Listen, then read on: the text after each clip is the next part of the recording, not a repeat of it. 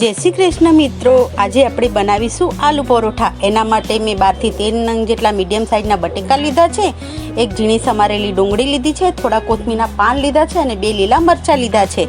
આપણી આલુ પરોઠા માટેની સામગ્રી તૈયાર છે। હવે આપણે એના માટેનો લોટ બાંધી લઈશું। એના માટે 250 ગ્રામ ઘઉંનો લોટ લીધો છે, 2 ચમચી તેલ નાખ્યું છે અને 1 ચમચી મીઠું નાખ્યું છે અને જરૂર પ્રમાણે પાણી નાખી અને તેનો લોટ બાંધી લઈશું। આપણો લોટ બંધાઈ ગયો છે। હવે આપણે આલુ પરોઠા માટેનો મસાલો તૈયાર કરી લઈશું।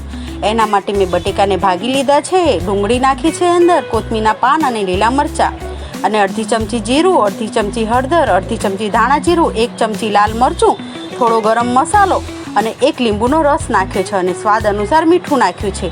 જો આપણો માવો તૈયાર છે। હવે આપણે પરોઠાને વણી લઈશું। આપણે હવે પરોઠા માટેની રોટલી વણી લઈશું। જો મારી રોટલી વણાઈ ગઈ છે। હવે એના અંદર આપણે માવો ભરી અને આ રીતે જો કળીઓ પાડી અને માવો ભરીશું ને તો આપણો પરોઠો નહીં ફાટે।